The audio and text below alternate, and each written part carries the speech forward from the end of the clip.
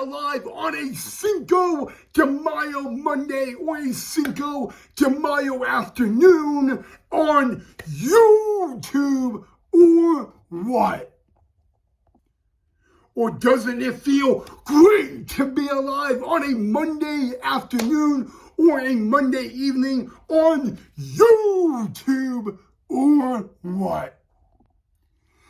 Hey guys, Ryan here. I hope you guys are having a great Monday, and I most importantly hope you had a awesome weekend and an amazing and awesome Star Wars day. But I, more importantly, am hoping you are all having a great, magical, and awesome Cinco de Mayo. Happy Cinco de Mayo, and happy Monday, and most importantly, welcome back to the channel of Positive Time with Ryan. So today is Monday, and this month is May, so we are going to begin our topic on Mental Health Awareness Month, because May is Mental Health Awareness Month. So welcome to Mental Health Monday. So obviously, I'm just going to talk simple mental health stuff for today's episode.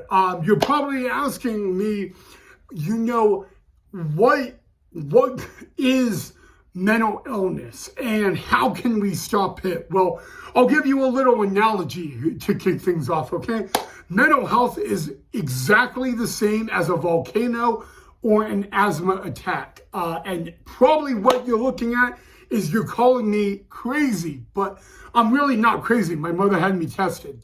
But at the end of the day, guys, when you look at a volcano and then you look at an asthma attack and then you look at mental illness, they're literally in the same boat. The earlier you see an asthma attack, you treat it, bippity boppity boo. It's easier to treat later on and it won't get out of control. A volcano that is going to erupt, when you can warn people in advance, they have more time to get to higher and safer ground. And that's literally the same with mental illness and mental health.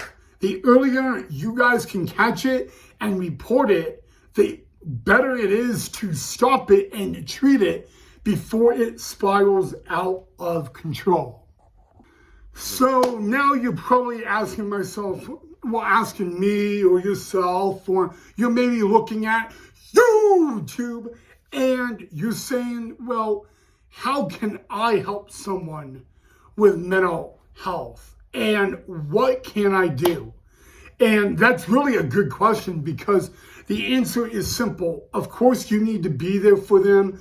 Of course, you need to hug them, kiss them, tell them that you love them. You are there for them. That is really extremely important. People in a mental health crisis really need to know that. They need to know that, you are going to be there. You are going to help them. You are going to support them. You are going to motivate them every step of the way. But the most important thing about all of that, guys, is the one thing. And that one thing is that at the end of the day, it is up to them to help themselves. If you are in a mental health crisis, you got to take the meds and you got to do the therapy. And when you add that together, that equals 100%, okay? Mental health medication is a Band-Aid. Mental health therapy is a Band-Aid. And a lot of people don't always see it that way, but it really is. I'm not going to lie. Being in a mental health crisis is very scary, very frustrating. It at times is a nightmare beyond another nightmare. But it's very important to understand that, of course, it's okay to say that you're not okay. It's okay to admit that you are not okay. But I've seen people with mental health who don't want to help themselves. And at the end of the day, until they are willing to help themselves, they are not going to get better. And a matter of fact, guys, when someone is struggling with mental health, of course, everybody is different. Some people with mental health crisis, they will reach out. They will take every step they need to do, every outline, every contact they can find, and all that to get help. And that's a really, really big step. Usually when you're in a mental health crisis and you're reaching out, you're taking really a step. It's not step one, it's kind of step two. The step one is acknowledging that you're in a mental health crisis. And the step two is reaching out. Now, I want you to understand, guys, that reaching out is not always easy. I always tell people that with someone with mental health, you need to have someone that is not family and not a friend and not a doctor that you can reach out to. And you're probably asking the question, well, who would that be? And I'm so glad you guys actually asked that. Who would that be? That could be that could be a paramedic. That could be an EMT or an EMS. It could be a police officer, and all that. And I always say, don't ever use the person at the bar behind the counter. Okay? I gotta tell you guys, when I say EMS, EMT, paramedic, police, firefighter, all that, these are people that are first responders, okay? And as crazy as it seems, they aren't a stranger, but they are a stranger that can definitely help you. Now, do not get me wrong, okay? You always need to talk to your family about it. You need to talk to your doctors about it. And you need to at least have 1 to 3 friends that you can reach out about it. But the thing is, guys, if you have a friend that is a mental health professional, when it comes to your mental health crisis, they have to act as your friend and not the mental health professional, and all that. So that's why I always tell you guys that you know, and it's not easy. It really is not easy, but you would really be surprised of how many people don't realize that. You don't need to have a lot of people on that list. With my mental health crisis, of course, I have family and I have a lot of friends, but I have my psychiatrist and my psychologist. But at the end of the day, I got to look at people who are not in the doctor, the family, or the friend circle. And no, it's not easy, but the more people you can reach out to, the more people you can have on that list, the better off it will be. Now, does that mean that you need to reach out to the same person every time? No, you got to understand, like with a friend, they, as crazy as it seems, they also have their own life. The one thing you kind of know about a friend is they will always love you. They will always support you. They will always be there for you. But they have a life too. And if they will always take time for you, but it may not always be right away. And so people, you really got to know that, guys. I'm not trying to be rude. I'm not trying to be offensive. I'm just trying to tell you that.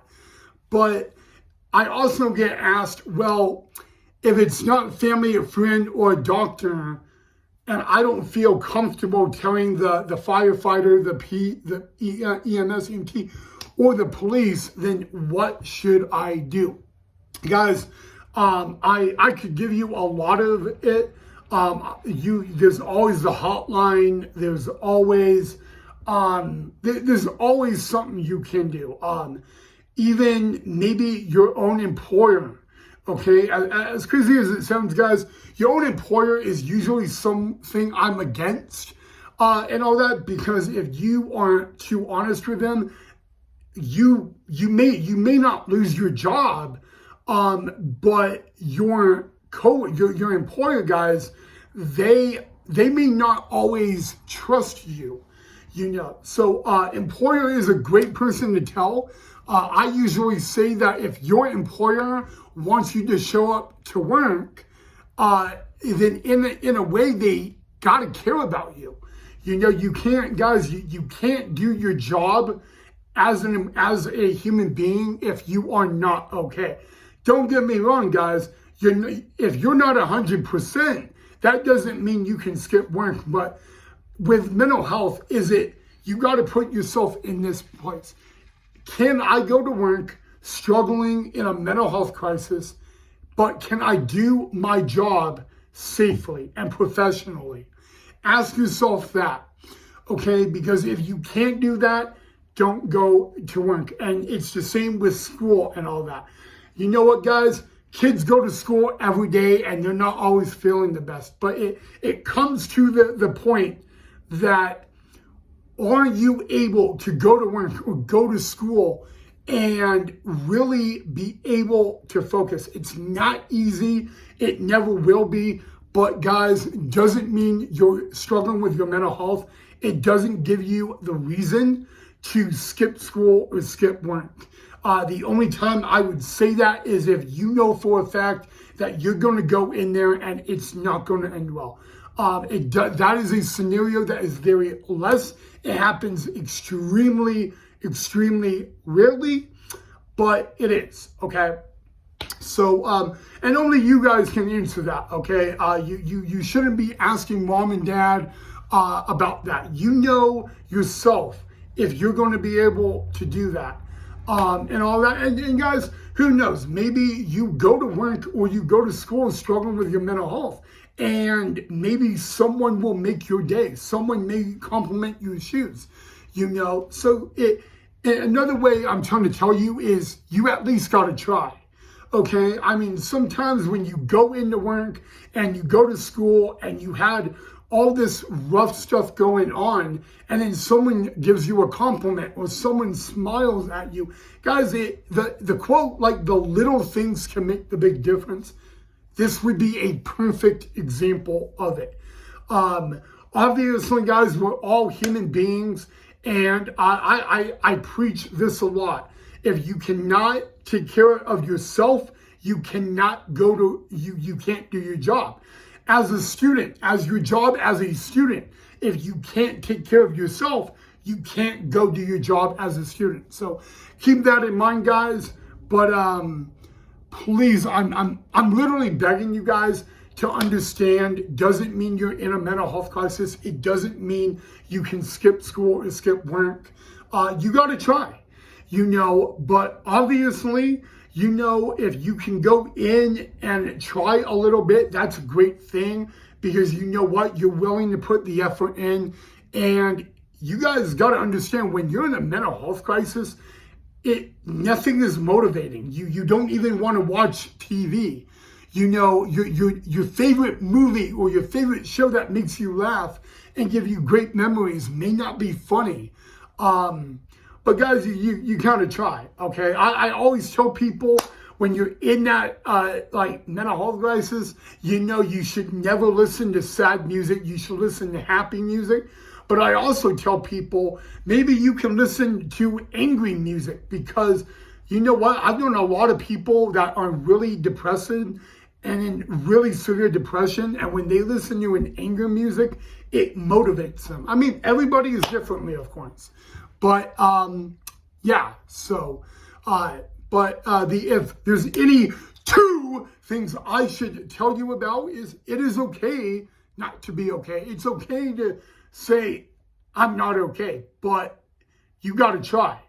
Okay, doesn't mean you're having a rough day. Doesn't mean you can curl up in bed and not try. But obviously, you got to put the effort in. What I'm saying in this video, guys, I've always been told that you don't know. Maybe you don't like writing in a journal, and maybe you will write, you know? I mean, guys, you don't know. It won't work if you don't try, okay? Obviously, there's people that do not like writing in a notebook or a journal, and when they're in a crisis mental health episode, they find that really motivating and really, really good. You know, so you don't know. it won't work for you if you don't try. But if you try and it doesn't work, then at the end of the day, you know that you tried and you know it doesn't work, but maybe it can work another time. All right, guys, I'm going to end the video right there. As always, probably next week, I will be discussing my mental health issues. So that will be a episode and a week on the channel y'all won't want to miss. And then the week after that, we will be going into my mental hospital experience. So other than that, if you enjoyed the video, drop a like. Make sure you subscribe if you're not a subscriber already. And I'll see you guys right back here tomorrow for the next episode. Happy Cinco de Mayo, by the way, everybody. Mwah! Love you guys.